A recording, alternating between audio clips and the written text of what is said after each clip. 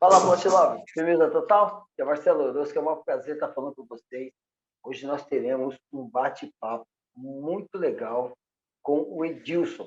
Cara, o Edilson foi meu aluno, mas ele já estava na estrada quando eu conheci, já manjava dos Paranauê do plástico.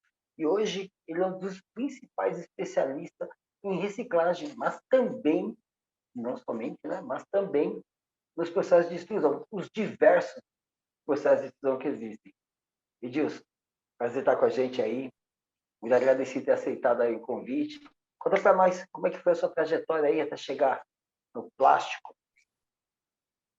Bom, Marcelo, a minha trajetória no plástico, ela começou cedo, né? Comecei em 1986, né? Foi, comecei a ter o primeiro contato, né, com plástico de reciclagem, né, com a reciclagem. E foi uma coisa que dali para frente foi só crescendo, né? Aí depois fui fazer o curso no Senai e por aí vai, né? E nesse tempo todo eu venho aí trabalhando e acumulando conhecimento, né? Trabalhando, mostrando para o pessoal como que se faz da melhor forma possível, né? A reciclagem de materiais poliméricos, né? Bom, você trabalhou com outros processos antes de chegar na reciclagem, né? Você trabalhou com filme, trabalhou com multifilamento, né? Com essas coisas Sim, também.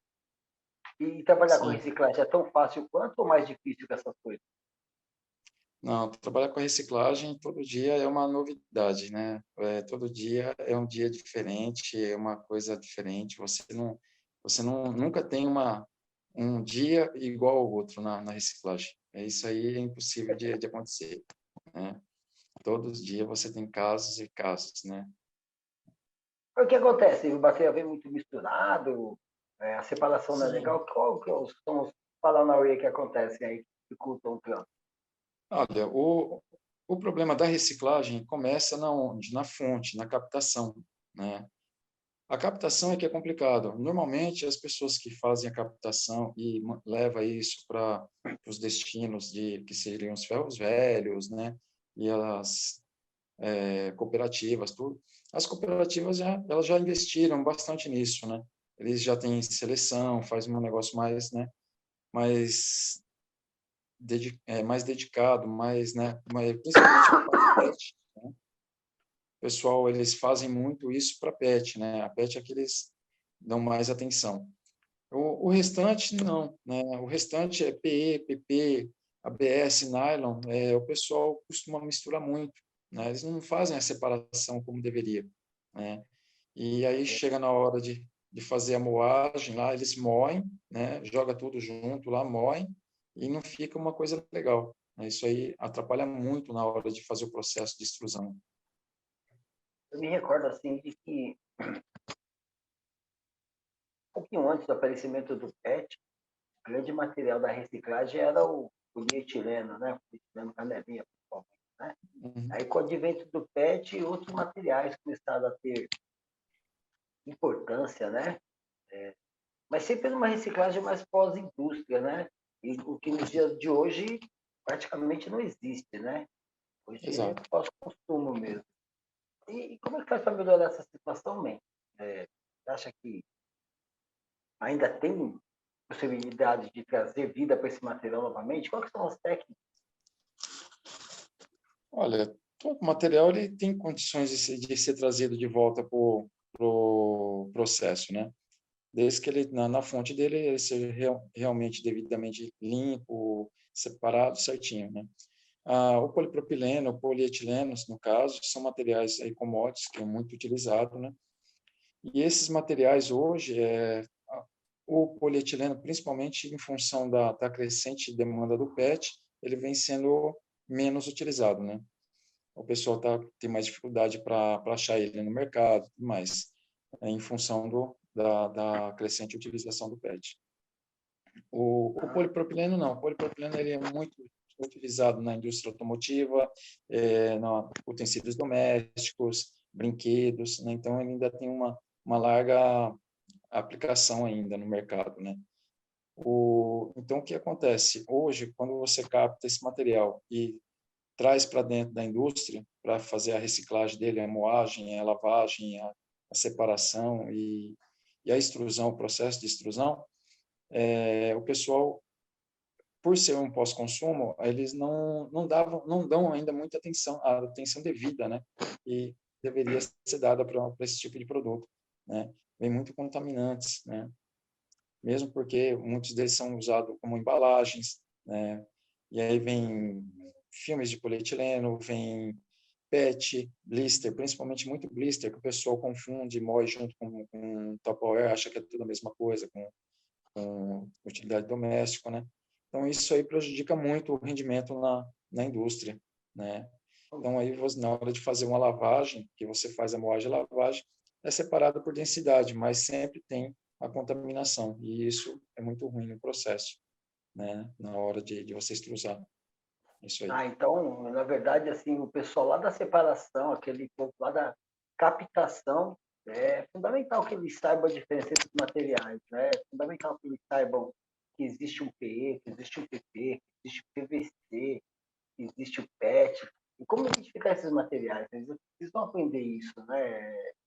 A questão, Uhum. a questão de sobrevivência dos negócios, é saudável que as pessoas treinem essas técnicas e estratégias, né? Sim. Eu tento, de forma geral, sempre que possível, se alguém tem alguma dúvida, mostrar para a pessoa como é que queima o material, né? Ó, tá vendo esse aqui? Queima assim, tá vendo esse aqui? Queima Vai assado, pela né? queima, pelo cheiro, né? Vai pelo cheiro E do material. no É começo muita, eles ficam muito. meio assim comigo, falam, como esse cara tá sabendo pelo cheiro? Mas depois eles começam, né? Eu até comento, né? Bom, vai formando o seu próprio banco de dados, né? Você mesmo Uhum. queima, analisa, chama, analisa como que ele Exato. pega fogo. O gato. Exatamente. Porque cada um tem a sua característica, né? O ABS é uma chama alaranjada com fuligem preta, né? O PET também ele tem uma chama levemente alaranjada, sai fuligem preta, né? E sem contar o cheiro, né? O PP, né? Ele já tem um cheiro mais de oleolefinas, é mais uma coisa assim mais parecida com a vela, né? Sendo Ela que o mesmo, né? PE realmente é uma vela, né? Eu costumo Né? até pedir para os meninos assim diferenciar da seguinte maneira: ó, essa aqui é uma vela boa, né? Aquela vela Uhum. bonitona, pura, né?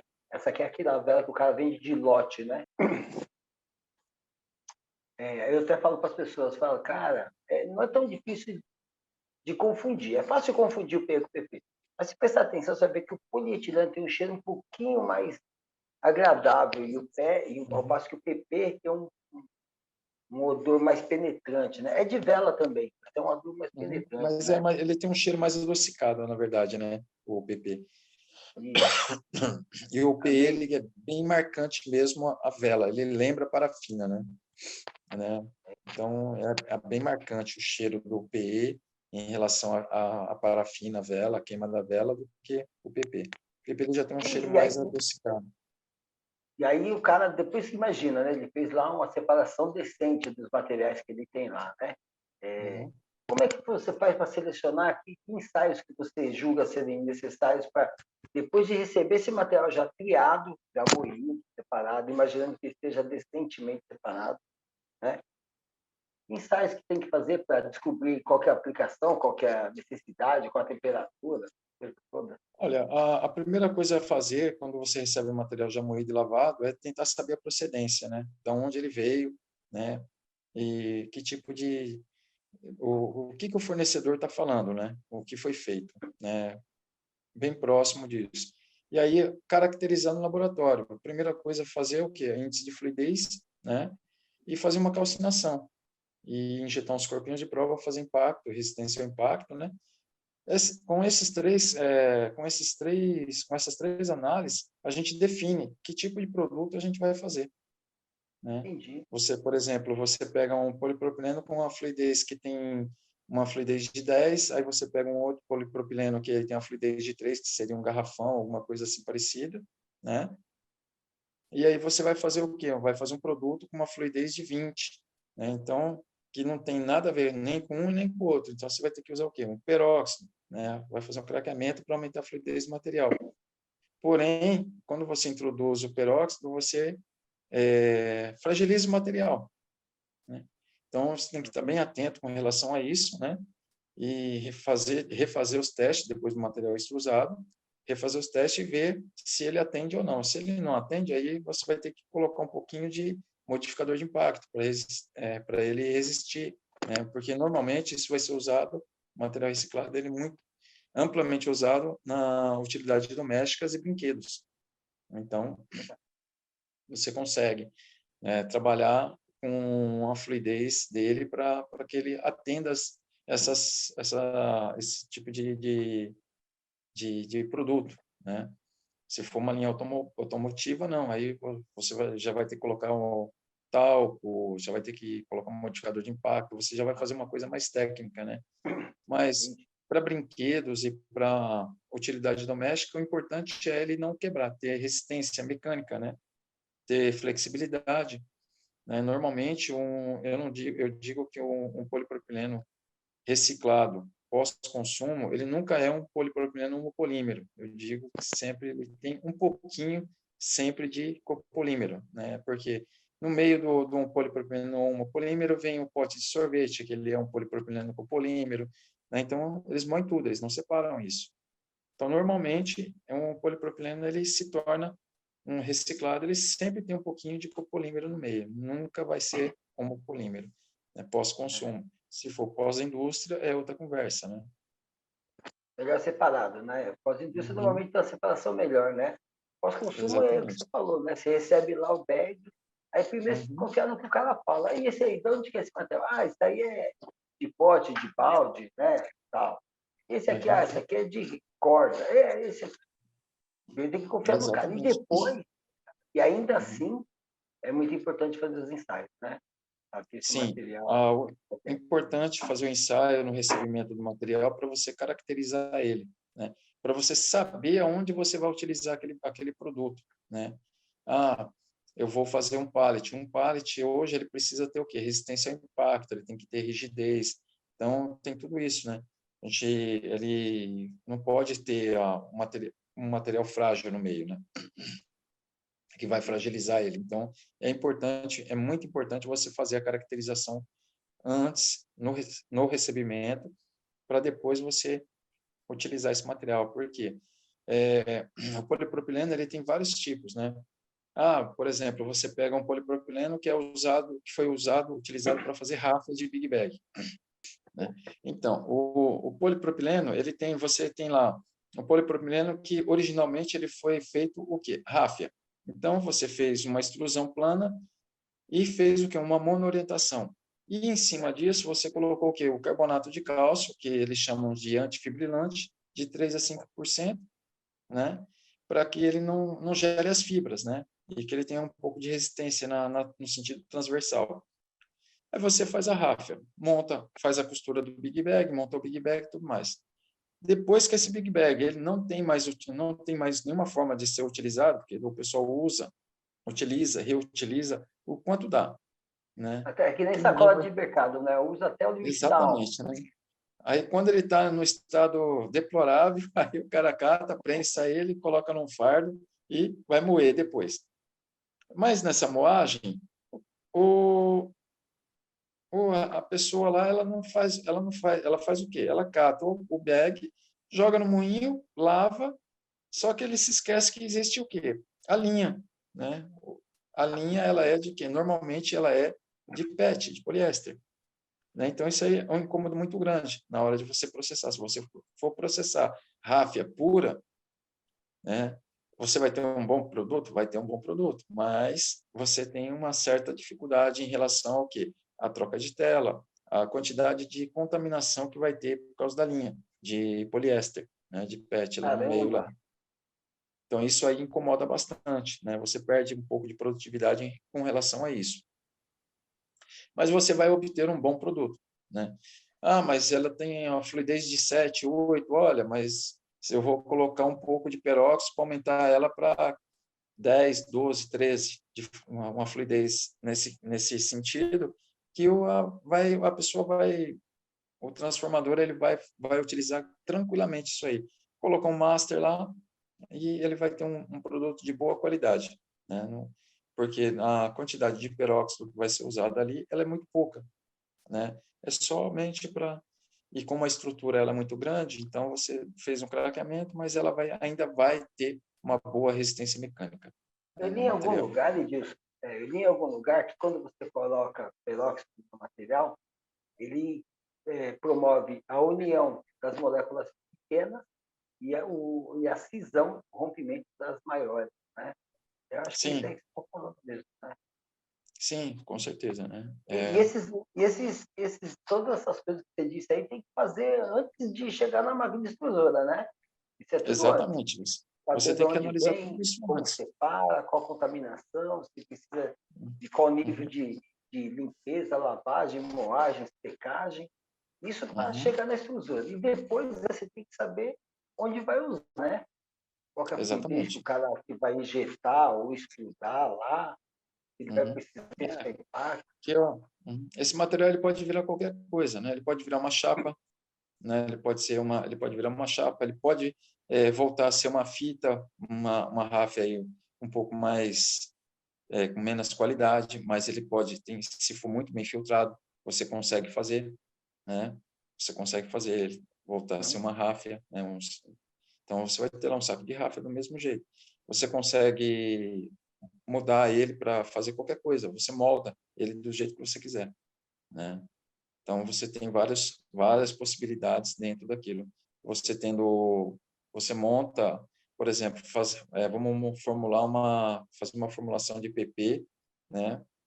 Que contenha balde, que contenha bacia, que contenha Tupperware, que contenha pote de sorvete, pote de margarina e tudo mais. Então, cada tipo de produto, por exemplo, um pote de margarina, antes dele ser um pote de margarina, ele era uma chapa Uma chapa, para fazer a na maioria dos termoformação, casos.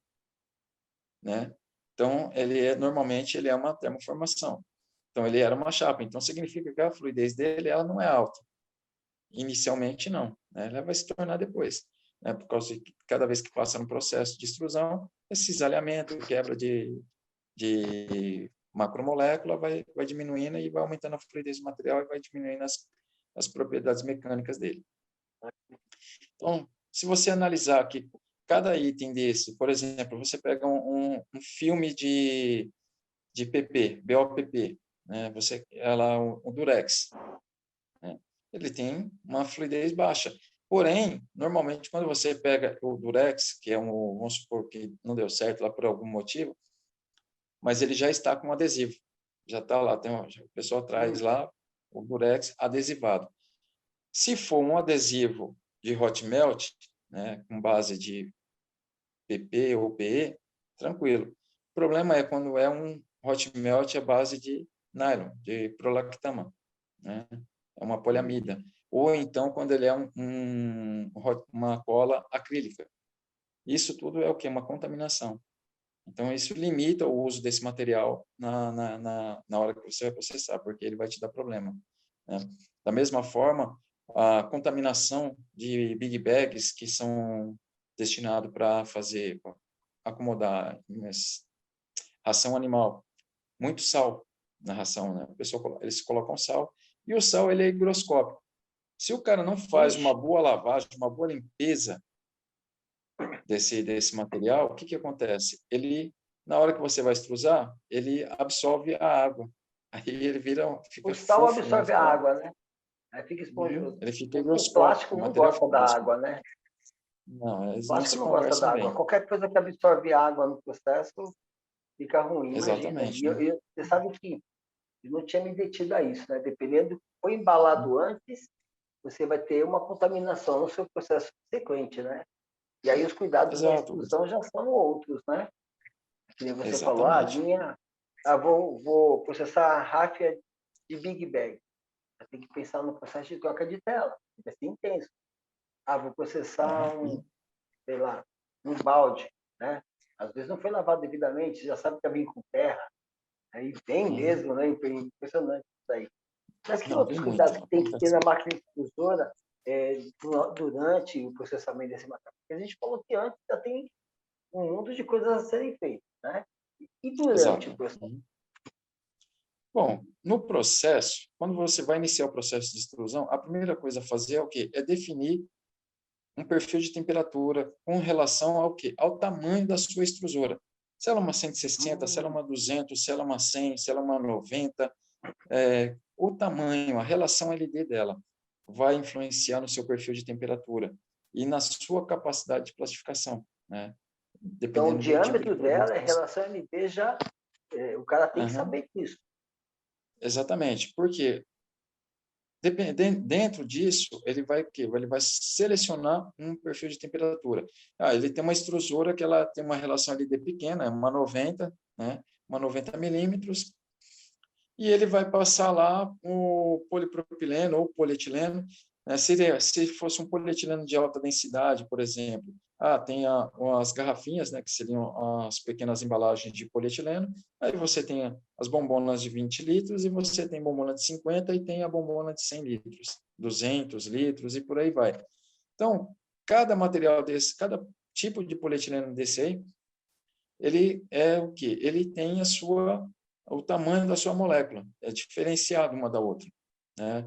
Não é tudo igual. A garrafinha é uma coisa que ela usa, você vai usar uma temperatura muito mais baixa, né? Um perfil de temperatura mais baixo. Você vai pegar uma bombona de 200 litros para processar, você precisa de uma máquina, de uma extrusora muito parruda, ela tem que ter um bom motor, ela tem que ter uma relação LD muito boa para você fazer um perfil de temperatura que vá atender a sua extrusão, porque senão você não consegue extrusar, não sai o material, ele não, Deixa eu o entender. fio, No caso do frasquinho, então, o peso molecular é muito menor, fluidez mais tranquila. No caso da exatamente, bombona, muito maior viscosidade, muito maior peso molecular, e exatamente, daí índice de essa necessidade, fluidez, então, né? uhum. O índice de fluidez, né, Caramba! por ser material de sopro, normalmente ele tem uma fluidez muito baixa, né? Então, na hora de Olha você só. extrusar isso aí, para você granular de novo, é bem complicado, não é tão fácil, né? Então, a E esses sopradora, materiais normalmente... misturam bem, Edil? Oi? E os materiais? É que nem a gente está falando aqui que, de repente, você vai fazer uma composição, você coloca um pouco de PP de filme, né? Um pouco de PP de corda, um pouco de PP de balde, de tampa, sei lá. Uhum. Mas existe uma lenda aí sobre a relação do peso molecular, a homogeneização e a qualidade de final. Os cereais misturam bem, mesmo tendo fluidez diferente? Sim. O produto final lá na frente sai homogêneo? Mas que Sai. parâmetros que Uhum. vão interferir nessa, que vão garantir essa boa mistura? Olha, o que garante essa boa mistura é realmente o quê? O perfil de temperatura, porque em cima disso você tem o cisalhamento da extrusora, né, do processo, que vai gerar calor, que vai homogeneizar. O perfil da rosca dessa máquina, né, também influencia, né? Por exemplo, qual é a posição do abacaxi, onde ele está, se tem degasagem, se tem uma, se tem duas, se é aplicado vácuo ou não, né? Então, todas essas características que existem na máquina, ela vai te ajudar na compatibilização do material para ele ter uma boa, sair um produto de boa qualidade, né? Então, você tem lá Cara, um perfil, uma rosca, uma relação LD, que você definiu que você vai produzir um produto que ele não é nem uma bombona de 200 litros, mas ele também não é uma bombona, uma garrafinha. Você quer um meio termo. Então, aí você vai colocar as proporções, né? Posso colocar 70% de garrafinha com mais 30% de bombona, vamos supor, né? Para fazer um material que eu vou fazer uma bombona de 20 litros, né? entendi. Um Eu vou soprar intermediário uma... também, né? Exatamente, né? Então, ele vai ter uma resistência mecânica boa, ele nem é um material que era de uma bombona para 20 litros, designado para aquilo, mas ele também deixou de ser garrafinha. Então, ele tem um pouco de cada coisa. Então, ele se torna um material adequado para fazer um produto, uma bombona de 20 litros, por exemplo, de 50 litros que seja, Até né? com bom desempenho mecânico, né? Vai resistir o trampo bem, vai processar bem, né? Exatamente. Uhum. Vai processar, né? Então, você definiu o produto que você vai fazer, você tem que ver a máquina que você vai produzir, né? E a qualidade daquilo que você recebeu, né? Então, você vai ter que analisar antes para depois você colocar no processo, né? E, literalmente, para você processar esse material, por exemplo, você vai colocar o material, ele tem que entrar na polietilenos e polipropileno, principalmente oleolefinas. Esse material, ele é muito melhor quando você moeu, lavou e secou ele. De preferência, entrar com ele aquecido na máquina. Olha só que toque interessante aí, hein? Tá ligado aí que o Edilson hoje vai dar aula para nós. Vamos aí. Né? Porque quando o material ele entra já aquecido na máquina, pré-aquecido, você já colocou todos os aditivos que você tinha que colocar, anti-UV, antioxidante, modificador de impacto, qualquer coisa que você fosse aditivar o produto, carbonato de cálcio, talco, o que você fosse fazer, dependendo do produto que você vai fazer, se ele é polietileno ou polipropileno, é interessante que ele entre aquecido na máquina, né? Ou seja, você vai catar esse material moído e lavado, vai aquecer ele no aglutinador em linha, de preferência, saiu do aglutinador, Quer dizer, jogando direto na boca do funil, né? Exatamente. Você pode colocar uma barca, né? Você É, coloca o ali, aglutinador, na uma cara do barca, gol. e uma rosca já alimentando direto na extrusora. Posso Então chamar você a barca tem de coxo? coxo, o pessoal chama de coxo, né? Que é navio, barca, tanto faz, né? O pessoal Eu vi esse termo normalmente é coxo, achei coxo, interessante. né? Mas normalmente é coxo, né? O pessoal usa essa palavra muito, muito, muito, muito na É, produção, né? Então, na verdade, são dois coxos, né? Um que ele está abastecendo o aglutinador, porque é por batelada, e o outro que é para abastecer a máquina, que já sai aquecido. Então, isso é importante que você consegue, no caso de peças moídas, né? Ele já tem o peso. Então, você precisa dar uma aquecida nele para você tirar o excesso de umidade, porque você pode ter uma extrusora que não tenha degazagem. Então, é complicado, entendi. né? Se Tá for garantido. uma extrusora sem degazagem, de preferência, entrar com material aquecido, né? Entendi. Pré-aquecido. Aqueceu esse material, você colocou o seu pigmento, você colocou tudo que era necessário para fazer o seu produto, e aí você vai escolher o perfil de temperatura para aquele tipo de produto, né? E dali você ou vai ser corte na cabeça, ou vai ser espaguete, aí depende da extrusora. Em cascata, né, normalmente uma extrusora, hoje eu recomendo que cada um que for montar uma extrusora para reciclagem, que seja em cascata, e não só uma Em extrusora cascata. simples. Aham. Independente de Em ser corte na cabeça ou banheira, cascata. cascata. Qual que é a grande Tem que ser. vantagem da cascata, então, em Porque relação a extrusora, àquelas extrusoras de estágio único? você tem a extrusora principal, que seria a extrusora, né, a maior, que você plastifica, homogeneiza, tudo mais. Essa, você vai fazer o quê? Você vai fazer a limpeza do material na hora de trocar a tela. Então, vamos supor que você tem um material que ele não é um material muito limpo, então você está trocando tela de 3 a 5 minutos. Então, você não consegue puxar um espaguete e nem você consegue estabilizar um corte na cabeça também assim, né? Então, você não vai ter uniformidade no processo. Então, a cascata, ela é para você fazer uma segunda filtragem, uma filtragem mais fina, e estabilizar o processo, né? Você vai ter uniformidade no grão, né? Por exemplo, você vai ter o grão muito mais uniforme, não importa se ele seja na corte na cabeça ou se ele seja em banheira, né? Tanto faz. Mas você vai ter uniformidade, você vai ter continuidade. E se você tem uma extrusora simples, isso não acontece. Cada vez que você troca a tela, você quebra os fios, corta tudo, né? Então é complicado, né? Necessariamente, Você né? Corta o fluxo. não tem como, né? Né? Então, E corta o fluxo, importante. mesmo que aqueles troca-telas automatizados, né? Tem uma Uhum, bola aqui em uso, a outra bola vem. Nesse uhum, trânsito, né? Essa parte exato, intermediária, que diminui o fluxo, a pressão no cabeçote diminui, a pressão para e aí, trás aumenta, né? E aí os exatamente. fios quebram. É É, verdade, isso eu é já que passei essa raiva. normalmente, quando você vai trocar, você vai fazer a troca de tela, é, grande parte das extrusoras ela tem um sistema que ela diminui automaticamente a velocidade da rosca, né? As extrusoras mais modernas, a maioria delas tem. Outras não, a pessoa não acha isso interessante ter, outros acham, então fica de acordo com a pessoa. Você acha interessante ter? Eu Qual a sua acho que opinião sim, sobre isso? eu acho interessante ter sim, porque você desacelera, né?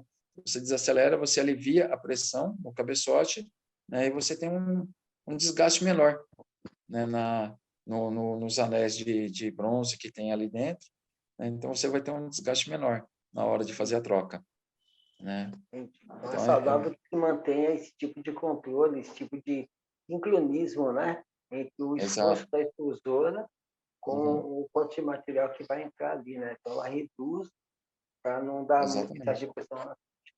Exatamente. Você tem um sincronismo aí que seria interessante ter ele, né? Mas não é o caso de a maioria não tem. Ó, os empresários que investem mais em tecnologia, provavelmente, com certeza, outros não. Às vezes o pessoal não dá muita atenção para isso, mas é um ponto interessante, né, que você tenha, Sabe que por segurança. eu estive conversando com algumas pessoas e eu percebido que é um comum isso, né? As pessoas economizam na aquisição e acabam Uhum, gastando no processo, né? E perdas em exatamente, processo que poderiam ter sido evitadas lá atrás, tivesse uhum, adquirido o equipamento com melhor configuração, né? Caso diminui a exatamente. configuração, mas acabam perdendo no processo. E falando nisso daí, corte na cabeça ou banheira? Qual que você acha mais interessante? Se você puder Olha, falar, eu vou comprar minha máquina agora, vou processar hum, lá PE, PP, PS, sei lá. bom, na verdade, é o seguinte, o corte na cabeça, eu tenho uma preferência maior por ele, porque você gera menos borra no processo com o corte na Hum, cabeça.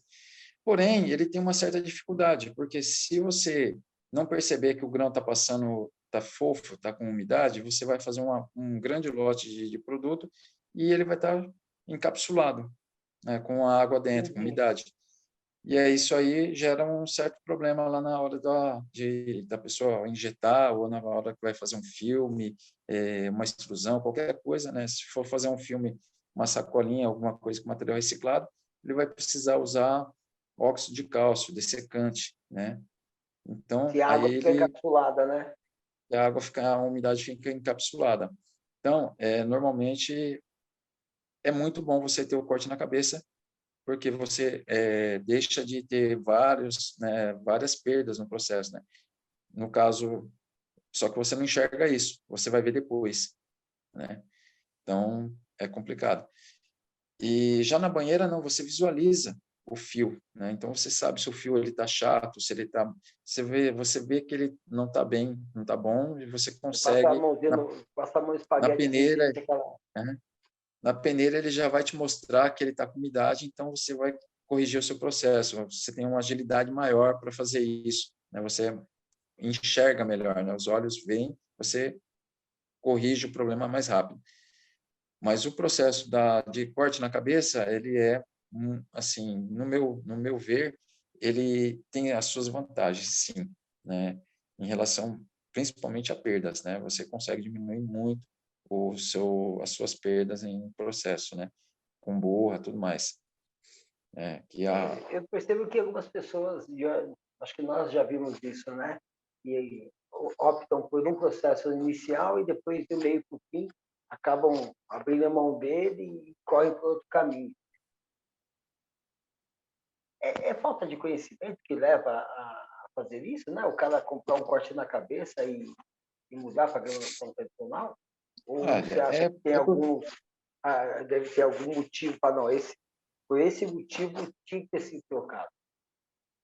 porque o pessoal realmente não conhece, né? É falta de Falta de conhecimento, normalmente conhecimento. é falta de conhecimento, né? O pessoal não, o corte na cabeça ele é um processo assim que ele requer mais habilidade, né, do operador, ele requer que a pessoa tenha mais atenção, que ela seja uma pessoa mais treinada, que ela tenha um treinamento melhor, porque ele vai começando lá atrás, ele vai ver o que um perfil de temperatura, o material ele não pode chegar muito quente na panela lá onde está circulando a água, né? Então tem todo um finesse aí, uma regulagem, né? Que é extremamente necessário ser avaliada antes, né? Já no espaguete, não. No espaguete, se não tiver sal, Se não tiver contaminantes, ABS, nylon, todo esse tipo de coisa, né? Puxou o espaguete, pôs no granulador, tá ótimo, morreu o assunto. O cara não vai ficar, ele não vai ficar olhando o perfil de temperatura, ele nem se tá bom, se não tá bom. O importante é que ele está fazendo, né? Não sabe nem se ele degradou o material, se ele não degradou, se tá bom, se não tá bom, mas ele está granulando. Ponto Isso aí final. é uma pergunta que eu preciso te fazer, viu, bicho? Que eu também tenho encontrado as pessoas no mercado aí acreditando. Eu até fiz um vídeo recentemente no canal, e aí dou um conselho para quem não assistiu, entrar no canal e assistir. Eu falo sobre temperatura, a influência da temperatura no processo produtivo. E por que eu falei sobre esse assunto? Porque entendo que algumas pessoas enxergam na temperatura a fórmula mágica do amor. Né? Vou aumentar a temperatura aqui e vou conseguir produtividade. Isso também é verdade, né? Como se enxerga isso? Não, olha, a temperatura, ela é o principal problema que ocasiona problemas. Ela é Isso aí. justamente a temperatura, onde todo mundo acha que aumentando a temperatura vai melhorar tudo. Não, pelo contrário, 90% dos casos piora, né? É só ladeira abaixo, né? Por quê? O que acontece? Quanto maior a temperatura, menor o cisalhamento no processo. Então, se você tinha que homogeneizar o material, se você tinha que misturar, fazer com que ele ficasse uma massa homogênea, você já não vai fazer. Pelo contrário, se você tem lá um TNT presente e um material de ráfia junto, você vai degradar o TNT que entrou e não vai agregar nada. Você não, ao invés de você aumentar a fluidez do material com o TNT, você degrada o material todo. Por quê? Porque você aumentou a temperatura. E aí o cara, quando ele tem lá uma banheira lá, ele não consegue puxar os fios. Por quê? Porque o material está muito liquefeito, está fundido demais, né? O fundido está Ele muito não mole. forma nem aquele aspecto do fio cair na água, né? Ele é derramado Não, na água. Né? é derramado, né? Então, e o pessoal pensa que quanto maior a temperatura, mais fácil vai se processar. Não, pelo contrário, ele degrada o material. Você tem que trabalhar com o mínimo possível de temperatura, um perfil de temperatura adequado ao tipo de produto que você está fazendo, né? Então, hoje eu posso estar processando um material com ráfia e com balde, amanhã eu posso estar processando um material que é com galão de água, que é um material que ele é muito viscoso, alta viscosidade, tem uma fluidez muito baixa e uma viscosidade muito alta, então ele não flui, né? Mas ele é um material extremamente resistente. Então, eu cato esse material, pego as propriedades um pouco dele, 20, 30% dele, e adiciono ele aonde? No balde, na bacia. Para quê? Para que eu tenha um produto com qualidade, com a resistência ao impacto, a resistência para ele não quebrar, né? Para fazer uma utilidade doméstica, um brinquedo, e vou ter um produto de boa qualidade, né? Agora, se eu aumentar a temperatura demais, o que vai acontecer? O material não homogeneiza. Pelo contrário, ele vai O degradar. viscoso não Porque homogeneiza com o fluido, né? não, né? Não vai homogeneizar. E pelo contrário, você tirou o cisalhamento dele, né? Por causa de excesso de temperatura. E Olha, no momento que você tira, pode continuar. no momento que você tirou o cisalhamento, você acabou com o seu produto, com o seu polipropileno, no caso, né? Aí acontece que É. nem uma amostra que a gente recebeu, né? Tava podre, né? E, além, Uhum. você quebrava, você separava assim, né? Exatamente, né? Percebia-se que não tinha uma homogeneidade Uhum. na massa, né? Acho que Uhum. a pessoa, provavelmente, para atingir a fluidez que ele queria lá, ela ficou com a temperatura. E algumas pessoas nem se atentam que aquela fumaça que está evaporando ali, que pode ser água, claro, mas normalmente não é. Normalmente é algum oligômero presente no material, Exatamente. lubrificante, estabilizante, antioxidante, está tudo indo embora. Está perdendo Está tudo. todo indo embora ali, A aditivação naquele. dele está indo embora. Exatamente. Isso É. falando do preto, né? Porque quando a gente fala dos coloridos, aí outros tantos problemas vêm, né? E aí É, os cuidados não são os mesmos, né? Quando você vai, não, vocês estão atingindo. hoje, para você ter uma ideia, né, quando você fala em materiais coloridos, a primeira coisa é saber o quê? Qual vai ser a aplicação, para a gente definir que tipo de pigmento vai ser usado. Tem que ser Olha, pigmentos livres de metais pesados, cádmio, chumbo e por aí vai, né? Então, você tem que ter a ciência que um produto que vai ser feito em embalagem, um polipropileno que vai ser feito em embalagem, você não pode ter o quê? Metais pesados. Utilidade doméstica, não pode ter metais pesados.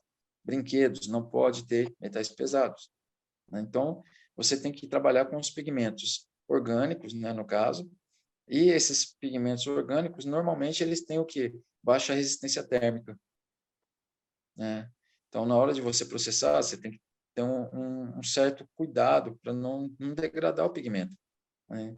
Então, você vai fazer lá um material colorido, dependendo da cor que você está fazendo, a quantidade de pigmento que você vai usar, vai depender muito da sua temperatura, do seu perfil de temperatura, né? Tempo de residência do fundido, o tamanho da máquina, tudo isso influencia, né, no processo, no ato de fazer a extrusão, né? Você vai granular esse material, então você tem que ter esse cuidado, né? E saber deixa, que deixa, tipo de... deixa eu voltar aqui no assunto anterior que você falou e a cabeça ficou cozinhando aqui, né? O Uhum, material tem que, se o material entrar pré-aquecido no funil de alimentação, você vai ter uma série de vantagens. Deixa eu ver se eu estou certo, Edilson, porque eu uhum, fiquei, quando a gente estava conversando, o cérebro lá atrás ficou funcionando, sim, batendo biela. É por conta de que você vai dar movimento nas zonas amorfas? É isso? E aí o não material vai entendi. poder.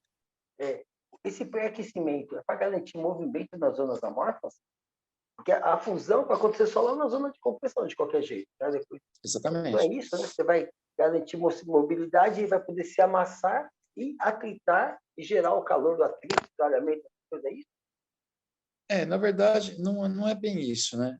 O Ah, pré-aquecimento realmente é para você tirar a umidade, né? Para você tirar toda e qualquer umidade do material, né? O principal objetivo é esse. O segundo é porque os flakes, eles são grandes, dependendo do tamanho do flake, se ele está já aquecido, você atingiu o ponto de amolecimento dele, né? A temperatura de transição vítrea dele, lá, a temperatura de fusão cristalina, né, dele, e que ele já deu movimento para a estrutura, e aí ele fica mais maleável para ele entrar na rosca e se comprimir, né? vai sendo Você vai amassado, comprimir, né? você vai comprimir ele com mais facilidade, aí ele entra na rosca, na alimentação, e ele consegue, você tem pressão, você aumenta a pressão da máquina, mandando esse material já pré-aquecido, que ele já está mais flexível, né? Então, você, de uma certa forma, você já atingiu ali a ponto de amolecimento dele, a temperatura de fusão cristalina dele, que é mais ou menos uns 80 graus. Ele chegando nessa temperatura dentro da extrusora, o flake já está mais maleável, então ele entra e vai embora, né? E aí você vai ter um bom... Você enche a rosca, né? Você aumenta a pressão da máquina, porque é o próprio material que empurra ele na rosca, né? A rosca só Entendi. conduz, né? Né? Então, aí ele mesmo faz o Na próprio verdade, é o trabalho dele. material que está entrando é que empurra, vai indo para frente, né? É isso, né? Vai Exatamente. empurrando o outro. E se você tem um, um passo, né? O espaço do passo melhor preenchido, Exatamente. maior vai ser a capacidade de bombeamento também, né? Aham, Provavelmente exato. até a computação vai diminuir, né? Né? Porque se você tira toda a umidade do material, porque se o material ele entra úmido, você vai processar ele, mas você perde produtividade. Por quê? Dois corpos não ocupam o mesmo espaço. Se você tem umidade, a umidade ela entra na extrusora, ela vira gás. E ela vira uma área vazia dentro da rosca. Então, naquele momento que ela passou na degasagem, ela vai embora, mas a rosca está vazia naquele ponto. Então, você perde E aí não tem produtividade. como voltar atrás, né? Não tem Não como tem voltar atrás, como. perdeu. Então, o importante é você entrar com o material já aquecido, sem umidade, para você garantir uma boa produtividade e manter a pressão da máquina uniforme, né? E depois aí o perfil de temperatura faz o resto, né? Cisalhamento, ele vai permitir o cisalhamento da máquina, ele vai fazer toda a diferença, né? Com relação a isso aí. Nossa, que legal isso aí. Caramba. Não, toda vez que a gente fala em reciclagem, principalmente as pessoas que trabalham com automobilística e trabalham com linha branca, né? Usam pouco reciclado, a primeira coisa que vem na cabeça deles é a delaminação. Pô, vai ser papel reciclado contaminado aí, vai delaminar. Já enfrentou muito caso de delaminação de materiais? Assim, é meio comum ou é Olha, raro? Ou já foi comum e agora é raro? olha, isso já foi mais comum. Hoje, né, tem muitos agentes compatibilizantes, né? Então, é difícil acontecer, né? Hoje tem muita tecnologia hoje já, né, de aditivos, compatibilizantes, que não permite, que faz com que o material ele se torne mais estável, né? Pode ocorrer uma delaminação? Pode. Por quê? Pode você, por exemplo, se for uma peça que vai ficar exposta, ela vai ter problema de fotooxidação, né? Raios ultravioleta e tudo mais, mesmo você tendo lá os absorvedores e tudo mais, né? Os aditivos que são... Mas pode ocorrer? Pode ocorrer sim, né? Mas é muito raro hoje, né? Hoje é muito raro você acontecer isso, né? Você tem A lá vários tecnologia tipos veio de... para ser usada, né? Uhum. Então, hoje você tem aí para atender todo mundo, né? A linha automotiva hoje, na verdade, o material reciclado, fora o apelo ambiental, né? Ele está muito bom, né? Eu diria para você que ele não, se a pessoa souber fazer o produto, ele vai ficar ali muito próximo de uma peça, de um material muito bom, de um material virgem, né? Claro, ele tem lá suas limitações, mas ele não deixa a desejar mais como era antes, né? Hoje o material reciclado, ele tem muita características de, de aditivos que faz com que ele mantenha as características físicas dele, química, né? Segura ele, então E tem uma ele coisa, tem um né? bom À medida desempenho. que você vai, à medida que você vai melhorando as técnicas e estratégias de separação, Uhum, identificação, separação, lavagem, secagem, né? Processo de garantir que a exatamente. água seja extraída, você melhora muito a qualidade. E aí, aquele negócio que todo mundo tem critica do plástico, o plástico demora 500 anos para se degradar. Cara, isso é uma super qualidade quando a gente fala de reciclagem, porque aí você vai poder Exatamente. reciclar esse material inúmeras vezes, né? Eu já Uhum, vi alguns estudos em que tentaram determinar quantas vezes o material podia ser reciclado. Eu não vi ninguém chegar no final ainda. Claro que alguns materiais específicos, né? Como o PVC, por uhum, exemplo, ou até próprio nylon, assim, de repente você não toma todos os cuidados necessários, é possível que você faça com que o material tenha um decréscimo nas características. Mas se todas essas sim. características, todos os detalhes forem observados, todos os cuidados forem tomados, a vida útil do material vai chegar lá nos 400 anos. Sim, vai, com certeza, né? É, apesar que hoje, né, pessoal, como tem esse apelo ambiental, tem muita gente que está colocando o quê? Agentes oxidantes, né, principalmente Opa! em sacolinhas, né?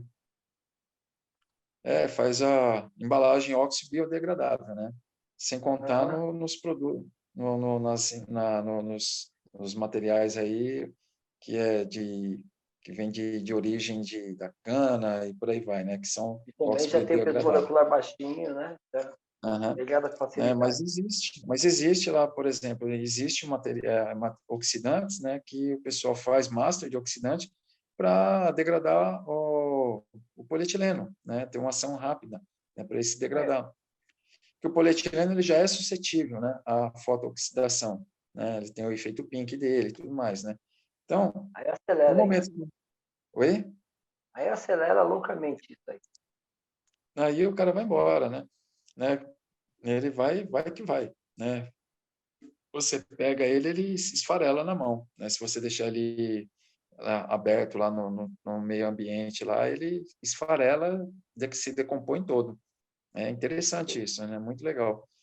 Por exemplo, o pessoal pega uma sacolinha de mercado e ela é aditivada com antioxidante, ou com oxidante, Com né? oxidante. Com oxidante, não antioxidante. Aí o que, que acontece? Ela se decompõe, o cara vai pegar o saquinho lá, o saquinho rasga, estraga na mão dele lá e com o lixo dentro, né? Mas ele não imaginou, ele não sabe que aquilo ali tem um aditivo oxidante, né? Então, tem muita gente que faz isso, né, e coloca lá que o material é oxibiodegradável e tudo mais. Para quê? Para que o material se decomponha na natureza, nos lixos, nos lixão, mais rapidamente, né? Então, é Aí uma eu fiquei coisa que eu uso. preocupado agora com a reciclagem, né? Porque, de uma Uhum, maneira ou de outra, essas sacolinhas acabam chegando nos recicladores, né? E exato. Uhum. tem como o Ela cara sempre vai. identificar? Não tem, né? Não, não tem, né? Na O verdade, pessoal, ele vai fragilizar o produto dele e nem sabe. Uhum, exatamente. É, teve um caso na empresa que eu trabalhava que o patrão ele comprou lá um polipropileno com óxido biodegradável. E Hum, ele chegou para mim e falou assim, cara, eu preciso que você use esse material. Comprou 20 toneladas do material. nossa Senhora! Eu fiz os testes, tudo, né? Falei, meu, mas se eu for colocar isso aqui, vai estragar tudo, né? Vai quebrar os brinquedos, vai Apodrecer quebrar, tudo. né? Não, dá um jeito. Aí, o que que eu fiz? Eu fiz um teste, né? Catei lá, em 100 quilos, eu coloquei 1 quilo dele e vi o que ia acontecer, né? Coloquei lá para envelhecer lá e ficou tranquilo, não teve problema de oxidação do produto. 1%. Com 1%, né? Ah, e Daquele deu tempo material de... que já estava diluído, né? Quanto tempo demorou para Então, usar 20 toneladas? eu levei quase um ano para consumir tudo. Tá bom, é melhor do que Mas, jogar fora, né? mas melhor que jogar fora, né? Então, aí ele usou tudo, foi embora, nunca tivemos reclamação, né, do produto, de produtos que foram feitos, e foi embora. E era um produto oxo-biodegradável. Mas o ppm dele ficou tão baixo que não teve problema, né? É, E- é isso que manda, afinal das contas, né? Dizem por aí que a diferença entre o veneno e o remédio é a dosagem, né? Pequenas Exatamente. dosagens funcionam como remédio. Grandes dosagens podem funcionar como veneno. Eu acho Pode que esse é matar bem a o caso pessoa. aí, né? E Uhum. bom, eu acho que o dono da empresa deve ter ficado muito feliz com você, viu? Ah, Falar a verdade. com certeza. Com certeza Deixou, ficou, né? deixou de gastar um Sim. dinheiro louco aí, né? O Edson, Porque então... Ah, pode falar. ele não imaginava, né? Ele não imaginava que o material era oxibiodegradável, né? Como você Então, identificou isso? ofereceram para ele foi lá e comprou, né? Ah, Quando chegou lá que eu fui fazer os testes, eu falei, meu, isso aqui é oxibiodegradável. Ele falou, nossa, e agora? Eu falei, ih, cara, aí eu vou ter que usar, né? Eu tive que usar, mas em dose homeopática foi embora, né? só no Então, conta-gota, né? é só nas Ó, gotinhas ali. e aí esse é um daqueles casos em que você tem que ficar no pé do pessoal da produção para usar e usar na quantidade certa, né? O cara Exato. não pode Não, variar, né? na verdade, o que que eu fiz? Eu catei o pessoal que eu tinha a preparação de pigmentos, né? Então tinha pesagem. Eu catei esse material e falei para eles, vocês vão pesar 1 quilo. Pesava 1 quilo, colocava no saquinho e amarrava. Aí, para cada carga de 100 quilos, ele jogava um saquinho daquele. Legal, legal, legal pra Né? caramba. Porque, por exemplo, eu ia fazer um produto, um laranja para cone, né? Então, eu tinha lá os pigmentos laranja, vermelho, amarelo, tinha branco e tudo mais, né? Para chegar na cor laranja lá do cone. E aí eu catava, então eu tinha que pesar os pigmentos, né? Porque era uma fórmula, então não podia sair fora a cor. Então, aí eu aproveitei o pessoal e falei assim, vocês vão pesar 1 quilo desse material aqui e vai colocar junto. Então, eles colocavam junto, certinho, era só jogar no Pô, aglutinador com, com óleo mineral USP, né? Que é para não óleo que não tenha contaminante. hidrocarbonetos. Ah, Que não não tem tem, sei. hidrocarbonetos. Livre Ah, de hidrocarbonetos. USP, o né? óleo mineral é aquele parafínico, né? Esse Aham. tem que estar livre dos aromáticos, né? Então, eu usava ele para umectar o pigmento, né? Porque o pigmento só em pó, eu umectava o pigmento com ele e eu jogava dentro do aglutinador para não gerar pó. E aí ele Legal. impregnava no material aquecido, Ele junto acaba com... servindo também como lubrificante interno, né? Durante o processamento, então Exatamente. favorece um pouco.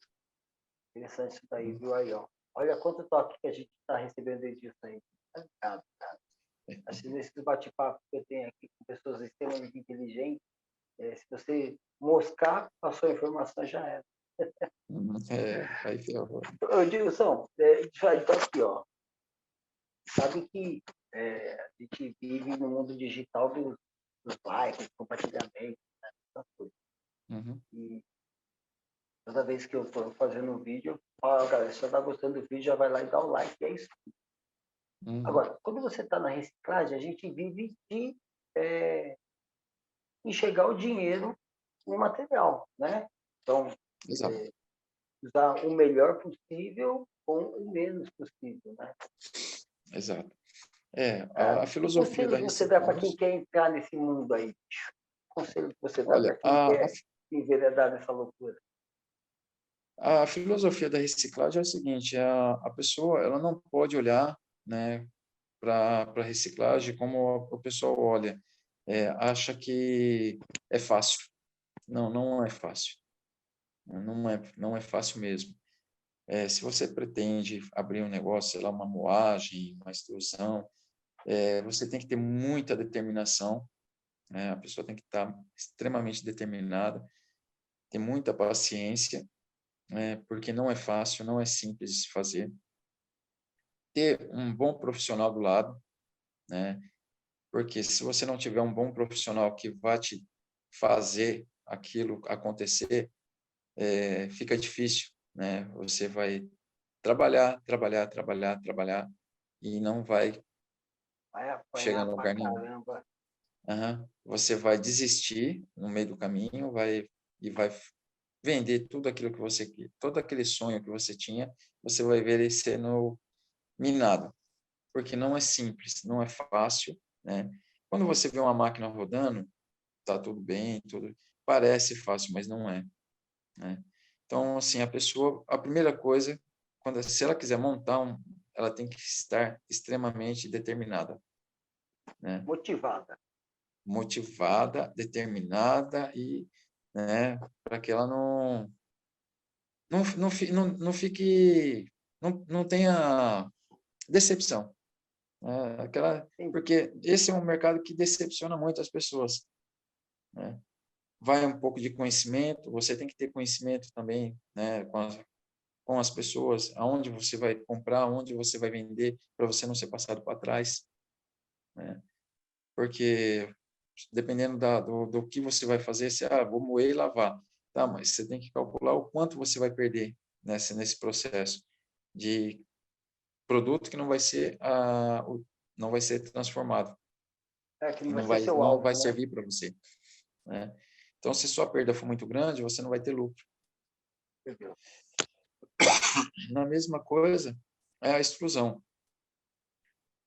A extrusão, se você não tem uma equipe boa, um bom profissional que vai te dar um, parâmetros, que ele vai trabalhar em cima dos problemas que virão e que vem mesmo, acontece. Você tem muito problema de processo, né? Porque você não conhece a origem 100% do seu produto. Você vai transformar ele para um determinado produto, mas você não conhece a origem dele de 100%, né? Então, você não sabe tudo sobre ele. Então, você tem que ser o quê? Você tem que ser uma pessoa criativa, tem que ter criatividade, imaginar. Agricultura, Exatamente. E ter o conhecimento, né? O conhecimento técnico, né? Saber, entender que polipropileno existe duas condições, ou ele é homo ou ele é copolímero, tanto faz, né? Mas se você tem um polipropileno homopolímero e você tem um monte de polietileno no meio, ele se torna um copolímero, né? Então ele já não tem as características que você queria para um determinado produto, você vai ter para outro. Aí você não consegue aumentar a fluidez. Então, um monte de problemas que acontecem, né, durante o processo, que se você não tiver o conhecimento técnico, você ignora isso e acha que está fazendo um bom produto e, na verdade, você não está fazendo. O seu produto não vai ser aceito no mercado. então o Então, cara é tem que bem estudar, né? O complicado. cara tem que fazer curso para Aham. aprender a Ele identificar tem as que, ele tem loucuras que mesmo, entender, né? né? Ele Tem tem que que entender o que entender, é que acontece. uhum, ele tem que entender que é, as coisas não são tão simples, né? E é muito, a reciclagem, ela exige muito das pessoas, né? O conhecimento. É simples, é mais fácil você trabalhar, é fácil você trabalhar com material virgem. O material virgem, é uma vez que você acertou o processo, é aquele pronto, né? Dificilmente você vai ter uma variação da petroquímica, é muito raro. Acontece? Acontece. Acontece ter problema com materiais virgens? Claro que acontece, né? Mas é uma incidência assim bem esporádica. Agora, o reciclado não. O reciclado é de Você lote para vai, lote, você vai né? descobrir que é tudo diferente. Você está produzindo aqui, você produziu 5 toneladas, daqui a pouco a sua máquina desandou tudo lá, você não sabe por quê. Aí vai ver o que, que tem no meio do material, você não sabe. Então, você Então, tem que estar... o cara que vai se enveredar nesse mundo da reciclagem, ele tem que buscar informação, ele tem que buscar o conhecimento, ele tem que buscar boas parcerias. E para buscar boas parcerias, ele tem que ir lá visitar os caras, né? Tem que saber de Exatamente. onde o cara tira, como que ele faz, onde ele manda, como que ele Uhum. recebe, como que ele processa, como que ele pensa, né? Exato. Tem que fazer uma boa pesquisa de mercado também para saber se o cara é fiel, né? Sim. Ele é um fiel É. parceiro, né? Desconfiar Uhum. quando a doação é muito maior, né? Você tem que, opa, ficar foi isso aí, né? Exatamente. Eu tenho um caso de um amigo que, infelizmente, ele fechou a empresa dele, né? Eu tenho certeza que ele passou por isso tudo que você disse, né? Ele perdia dinheiro na compra, perdia dinheiro no tratamento e perdia dinheiro na venda, né? E muito Exato. honesto, né? Muito certinho e ele acabava não, de alguma maneira, não considerando todas as nuances, né? Foi uma grande pena. Mas, no Uhum. final das contas, o que é que os empresários buscam quando eles falam em reciclagem? Sabe? É isso aí. Olha, quando o pessoal, o empresário busca na reciclagem o quê? É, as vantagens, né? Financeira, principalmente vantagem financeira, né? Sim, É dinheiro, né? Porque no momento você fazia um determinado produto que era 100% material virgem. Aí, em um determinado momento, você entrou com 20, 30% de material reciclado no meio. Esse material reciclado, ele vai lá, ele equivale ao que hoje eu não sei se é 70%, 80%, 50% do valor de um material virgem, né? Então, ele está tendo o quê? Lucro, e ele não mexeu com a qualidade do produto dele, porque hoje o material reciclado ele tem muito boa muito qualidade, boa qualidade. né? Porque você aditiva ele, você faz um monte de coisa que você consegue ter uma boa qualidade. Acho que a bateria do meu celular está indo para o saco. Eita, faz parte. Bom, pessoal, nosso bate-papo também está chegando ao final. Cara, quero agradecer de coração aí a sua disposição em falar com a gente, mesmo que nem eu estou aqui meio adoentado, tomando água pra caramba. Quero Uhum. agradecer todas as dicas que você deu para a gente. Espero que você que está em casa e assistindo a gente tenha gostado do vídeo. Se gostou, já dá o like aí. Compartilha abundantemente esse vídeo com seus amigos, com as pessoas que você sabe que precisa desse conhecimento, né? E não Uhum. bate-papo curioso, você acaba tendo acesso ao melhor conteúdo sobre plástico da internet. E o Edilson faz parte disso. Edilson, obrigado por tudo, cara. Coração, Obrigado, eu que agradeço mesmo. aí